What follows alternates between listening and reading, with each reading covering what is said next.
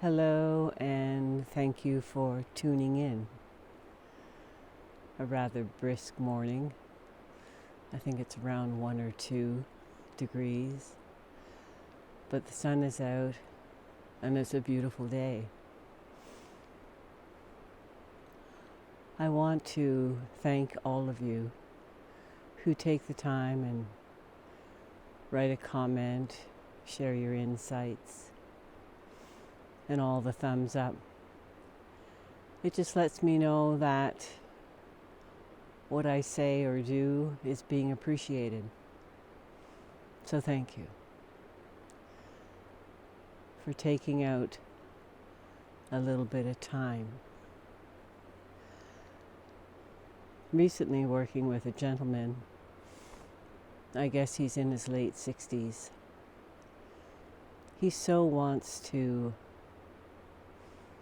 change his life because he reached a point where he was just tired and fed up with the same old.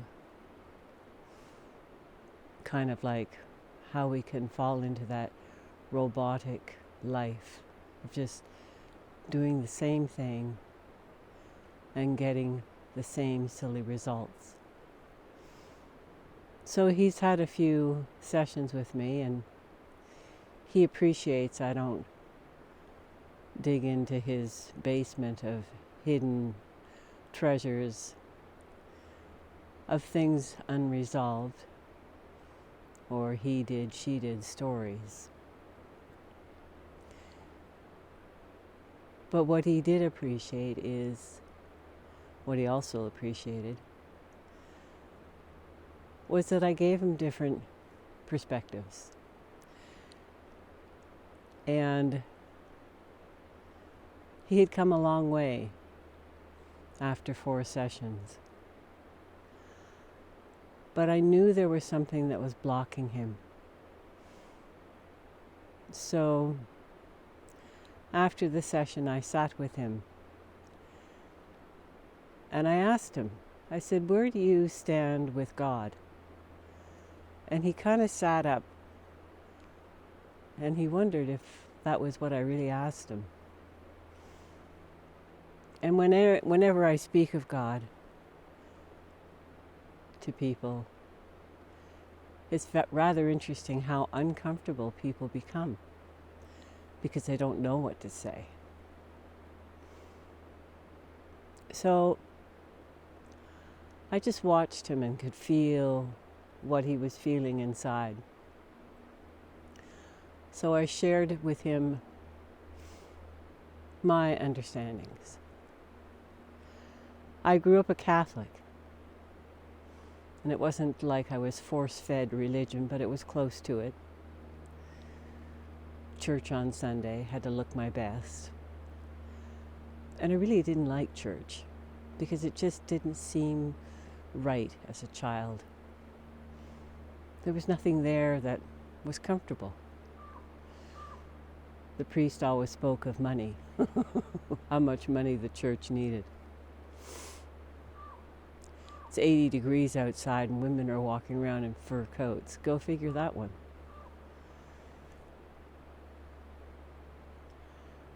And I do recall some of the religion, how God is protecting us and keeping us safe, blah, blah, blah. And I remember driving as I got older and started having conversations with someone who's called God. Even the word God didn't resonate with me. And I'd sit in my car and I'd yell at him. Well, I had to blame someone for my life.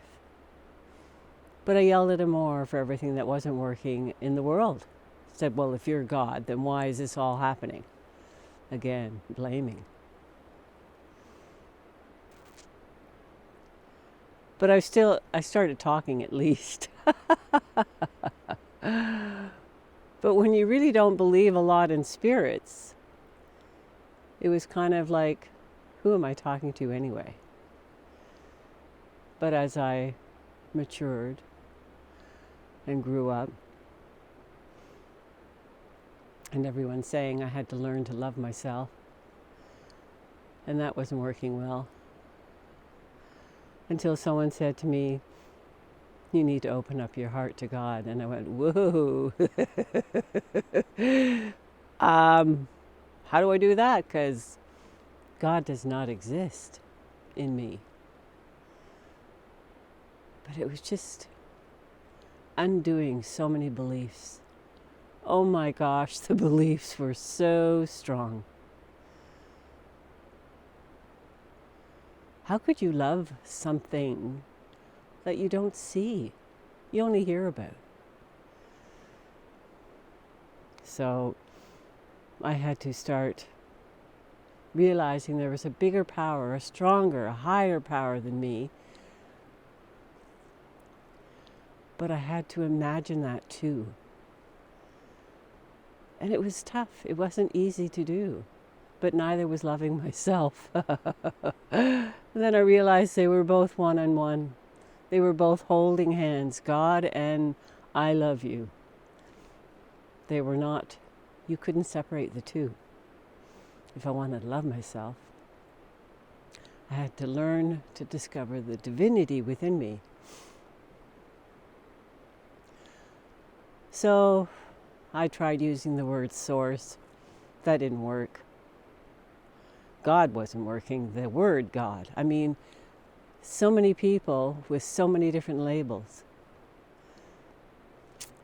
And as I opened myself up to God, that's what we call trust and surrender, and started to love myself more, I started to see God as Divine Mother. And I felt better with saying Divine Mother. Maybe it's Divine Father to you, or Source. But you know the funny thing is, he, she doesn't really care what you call him or her. Call him Pete. Call him Sally. Just start having a conversation. Because this is what I suggested to my lovely client. Just have a conversation. Whether you believe or not believe that you're being heard, have it. Because that's where it begins. Because you see, when you start reaching out and saying, show me, because that's what I did. I remember once I was driving and I said, okay, if there's a God, I was driving down a road, I was late for an appointment, and I had a string of red lights to go through, and I couldn't have any red lights. I needed green one.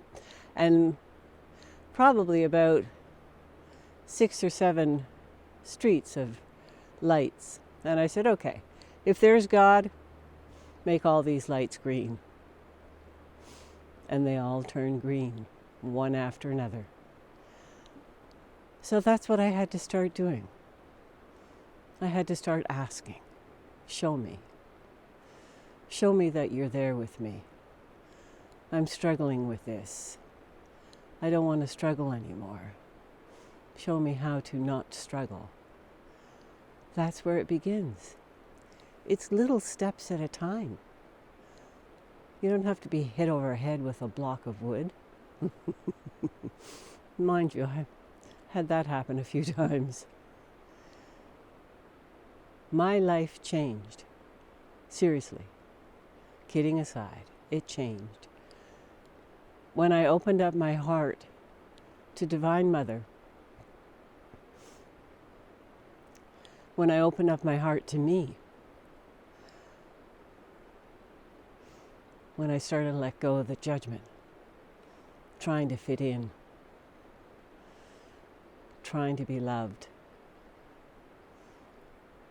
trying to be heard, when all I needed to do was just to love myself and to hear myself and to hear that inner guidance, that inner voice that we push away so often. Everything you seek is within you. You just have to look for it. Start embracing what you don't see. Start embracing yourself. find your divinity, Divine Mother, Divine God, Source, Pete, Sally, whatever.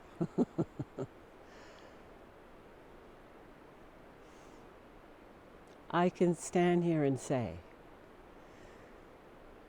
this is a conversation I could not have had with anyone, even 5 years ago. I could have, but it wouldn't have been all true. But for me, the more I talk about it over these last 5 years, the more Divine Mother becomes real, the more my love becomes real.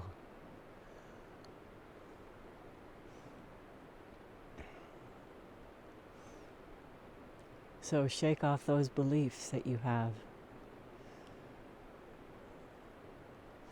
Know that you are so guided, so protected. But if you're stuck in your muck, you won't see the beauty, the guidance that is there within you and outside of you all the time. It's incredible. Thank you so much for stopping by. And if you feel up to it, share your thoughts about how you see God, divinity. Have a beautiful day. From my heart to yours.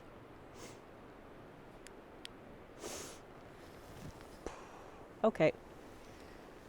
That's good. I'm done.